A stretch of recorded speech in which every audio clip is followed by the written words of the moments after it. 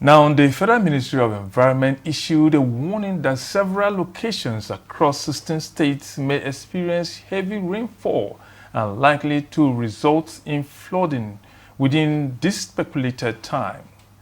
The flood that hit Mokwa community in Niger State on May 29, 2025, resulting to death and destruction of property, remains fresh in the minds of many.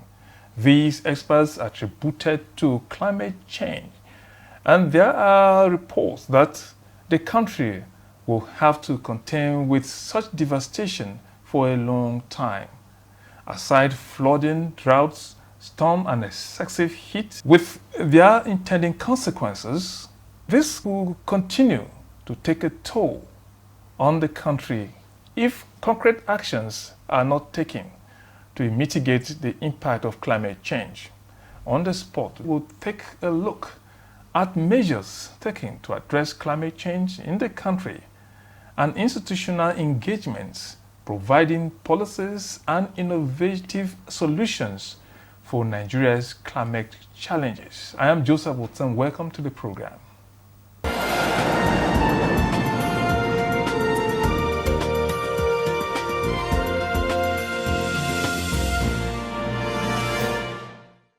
Now, my guest is a climate action expert with years of research work on climate change, energy, and development, as well as data-informed pathways for a sustainable ecosystem. On the spot is a research fellow, Center for Climate Change Adaptation and Mitigation Studies, African University of Science and Technology, ABUJA. Michael Mozie. Yes, that's Mozie. Michael Mozie. Yeah. Yes, thank you. It's nice to have you with us. It's a pleasure to be here. Okay.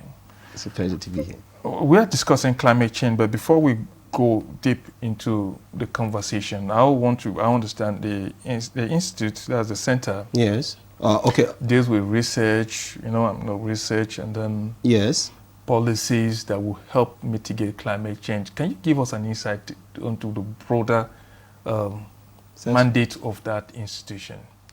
Okay. Yes, Michael Mozie, research fellow at the Center for Climate Change, Adaptation and Mitigation Studies.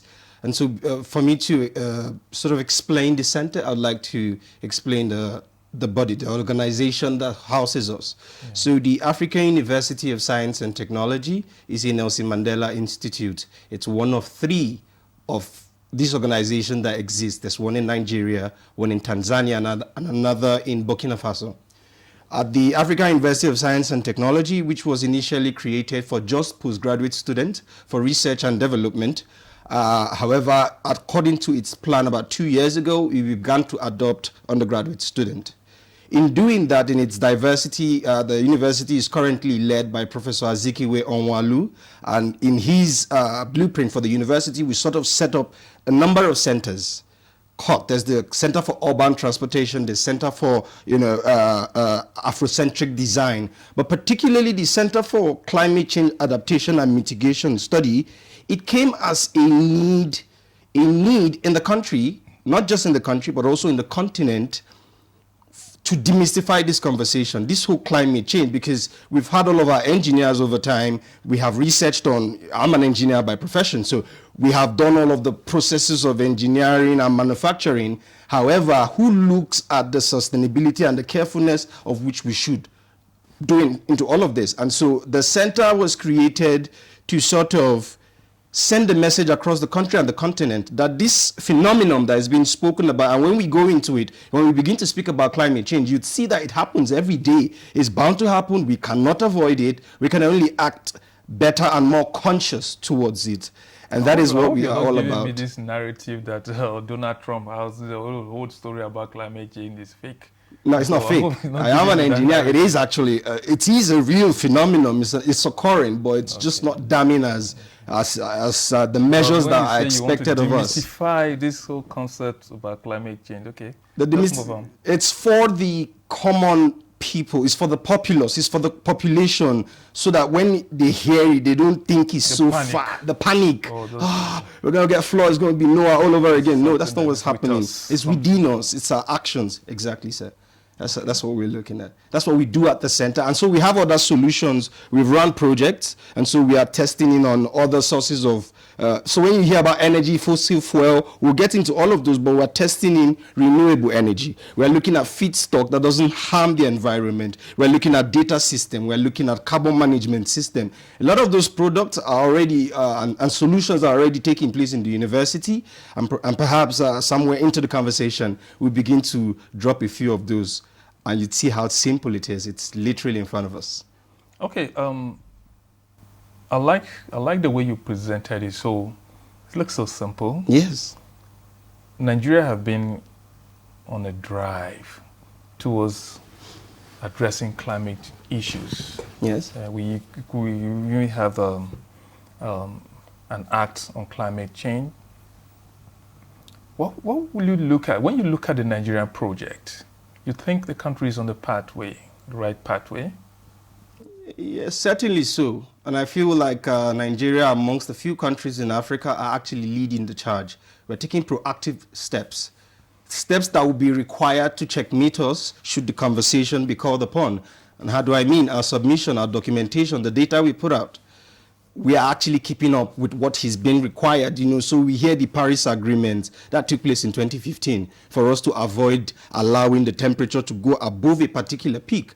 And we've kept on with our commitments. We've submitted the documents we could. We have acted in the reach at which, and recently we just put out the NDC 3.0. I was very pleased to see that. That's by the National Council on Climate Change.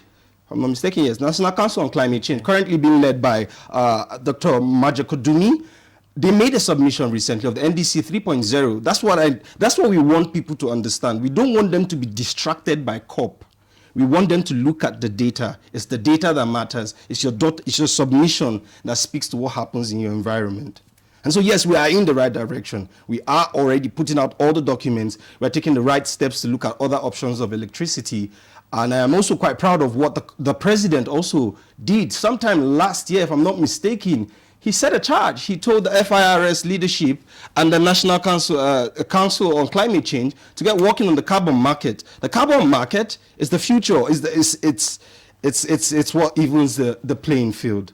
And so when we do all of those in Africa, we can begin to see the trickle down. You're really moving fast to that, but okay, can you just put down to us what is needed to be done? Let's take it clearly so that an ordinary man out there will really understand. Okay. What are the critical measures that you think need to be adopted right now? Okay.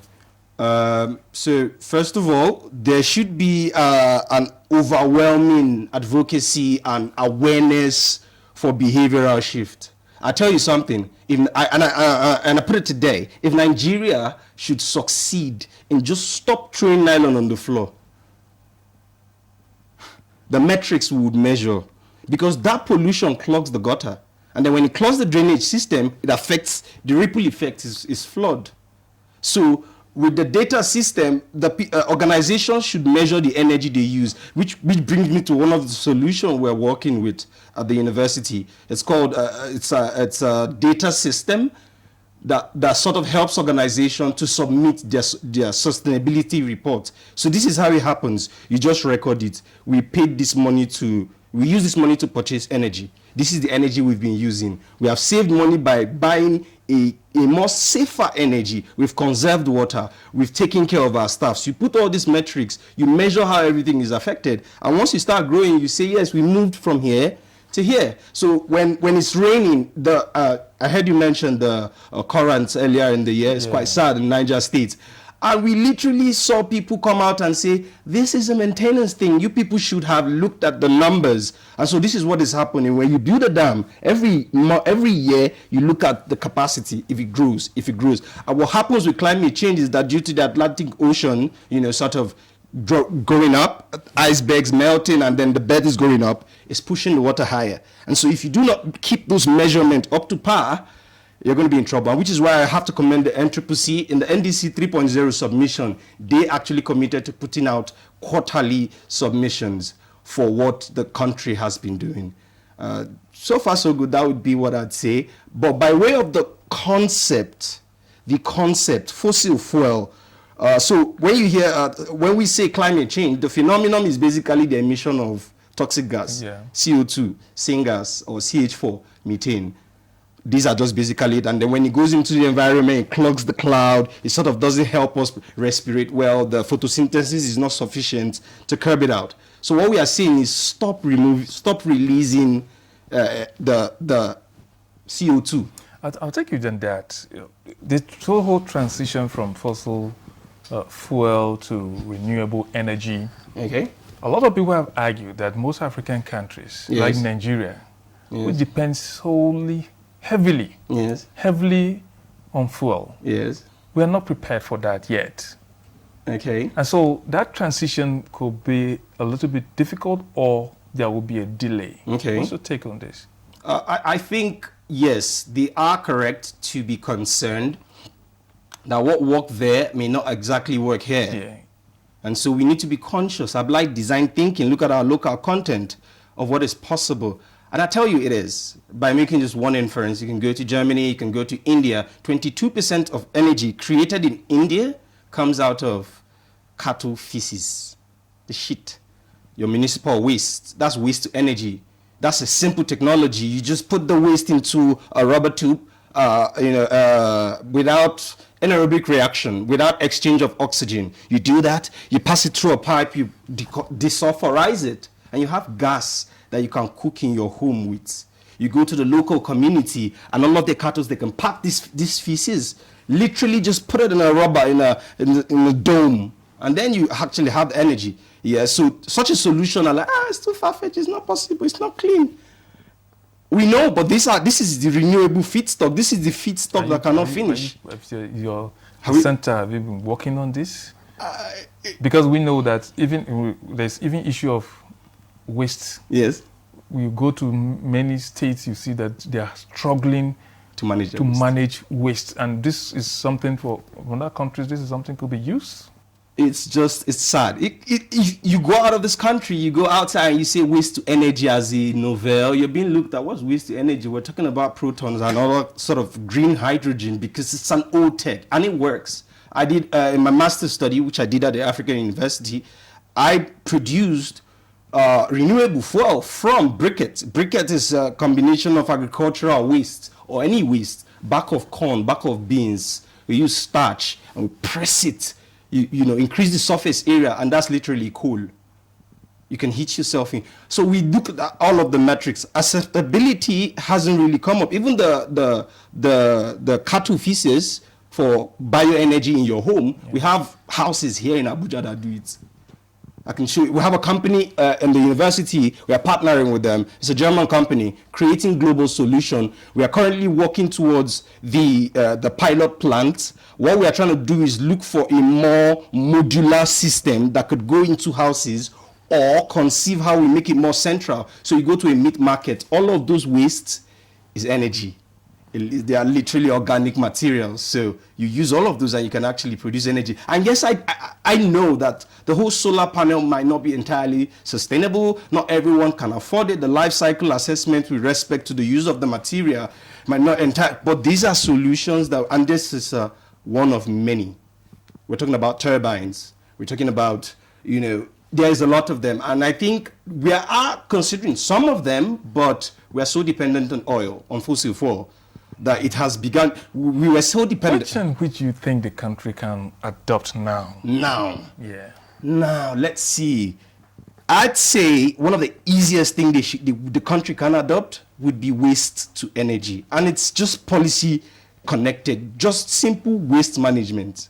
When you pack your waste, then use that waste to create energy.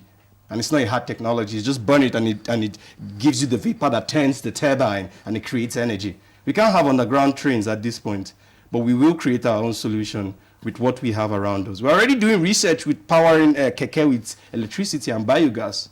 That's happening in Oka with our professor. We've read all of those research, so it's there. Okay.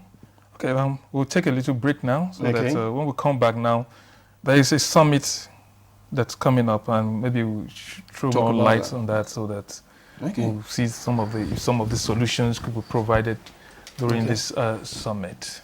Thank you. All right, stay with us. I'll take this break. Let's have credible elections at the local government so that these credible people can manage the funds of local government properly. There are a lot of respected traditional rulers in the state who can say, look, enough of this thing. Mr. Governor, welcome. Thank you for coming. When you win, what will you do? I was the first woman that mobilized women within the local government to form the National Council of Women Society by creating awareness in women that they must serve, they must be part of what is happening within their community. If you stop expenditure on infrastructure, how do you now attract investments? The state governors, the presidency, that the federal government and the local government are all waiting for revenue from crude oil. Every state has something peculiar. So the emphasis now, if your local government has something peculiar to that particular local government, the emphasis should be keep producing that particular product. We need to do three things. Prevent the ability of the terrorist groups to generate funding, their ability to recruit, and then their ability to access weapons. The traditional ruler gives me a title. I sit in the front row in the church, or if I'm going to mosque when I'm coming, people are passing in God's own house. What am I doing? I'm mentoring a new generation who think that the only way to be taken seriously is to be seen to have a lot of money. Good Morning Nigeria, live every weekday between 7 a.m. and 9 a.m. on the network service of the NTA. All right, the program is on the spot, and we are discussing climate action for safer environment. Okay, let's go. Before we went on the break, we were talking about some of the solutions that are out there. I want us to look at windows of opportunities, because I've had trade unions in this country raise concern over issue of job losses, especially when you talk about this transition from fossil fuel to renewable energy. Jobs that people were doing before, there's a possible that if you take those away, you need to provide other alternatives for them. Can you speak to us about the windows of opportunities there? Because you spoke about a lot of innovations that are coming up regarding this. So I'd say change is constant, and then certainly we move with the tides. As much as we think that transition from fossil to renewable energy might take away jobs, AI is going to take away jobs. Jobs are always going to be taken away. So we just have to build the skills required to cater for the need that is to come. Gone are the days where we remain reactive. Now we are proactive, and people are being trained. You see Naseni having the training of people to do battery. You see Dr. Bosuti Jani, I can't remember, communication, they have this program where they are training people on the use of this solution. We just have to be ready. The people, the skills required to manage this setup, it doesn't need to be imported. We already have it inside. It calls for commercialization, business thinking. And that's one of the things we do at the African University of Science and Technology. Ensure that our leadership is big on it. Any conversation you're having in the university that is not attached to grant, PPP, triple helix, commercialization of a product, then you're not talking about a solution. So what I'm going to say is we need to give room for more innovation, more entrepreneurs, create an enabling environment, or sort of support the environment for all of this. It's already been supported. I'm not saying it's not been done, but I'm just saying, like, we actually put an attention to say that anything that has to do with climate change, renewable energy, we would like to really support it by banks, by organizations, private sector, the government, and all of it. And I think once we begin to close the gap in the silos, you'd see that we won't lose jobs. How much jobs are there actually in the energy sector in comparison to what we can get by expanding? Imagine the number of people we would hire in waste to energy plants or bioenergy production. Okay, let's go to this. Earlier you spoke with me. We talked about a summit coming up. Yes. And give me an insight. Give us an insight of what this summit is all about and how it will play out in terms of the kind of policies that we need to tackle this climate action? So one of the things I'm really proud of this conference about is the thought that went into it, and that is why it's more about the conference. The conference is the African Energy and Climate Change Conference. Okay. It's been organized by the Center for Climate Change, Adaptation and Mitigation Studies of the African University of Science and Technology in Nelson Mandela Institute.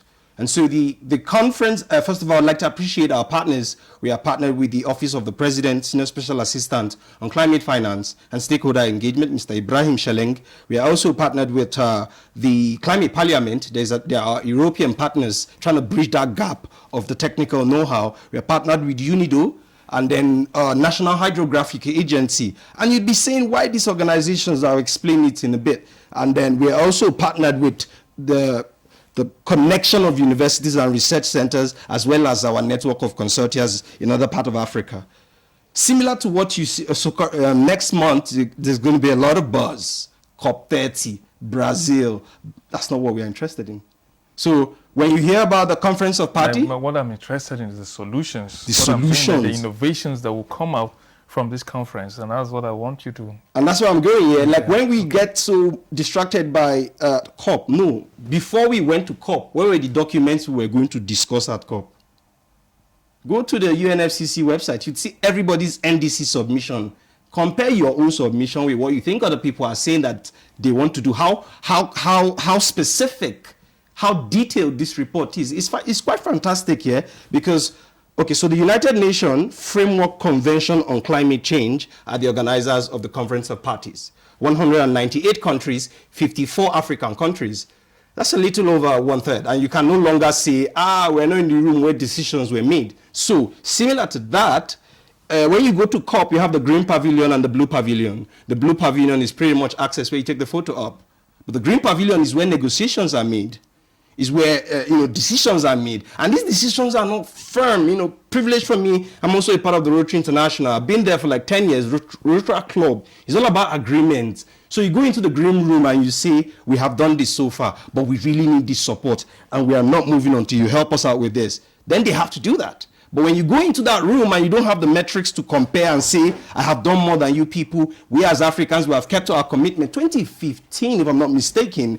The developed countries also committed. Have we actually done enough? Yes, we have. We've made the submissions. This is the preparation stage.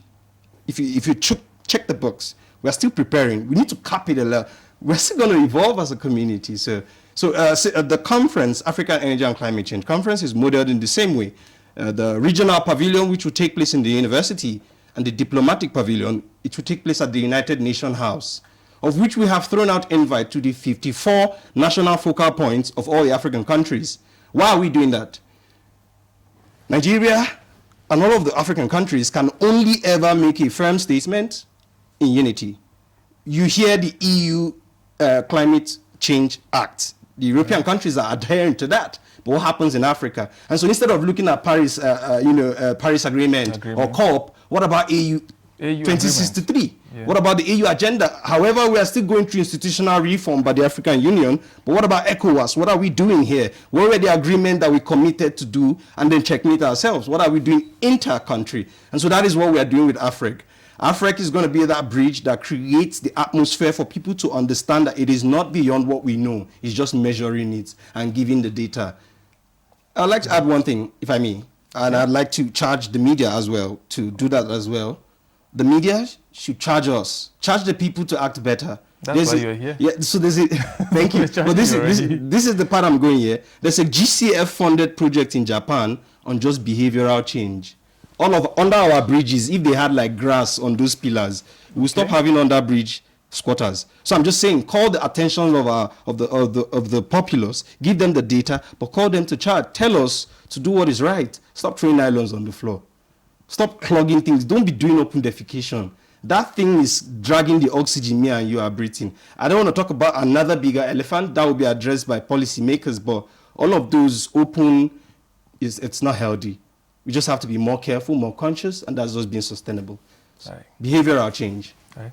Simple. Behavioral change. Yes. Michael Mozie. Thank you. Research Fellow, Center for Climate Action, Change, Adaptation and Mitigation Studies, African University of Science and Technology, Abuja. Yes. Thank you for all your insights. It's been a pleasure. Thank you. And thank you too, viewer, for watching. I hope you're informed. See you on the next episode. Bye-bye.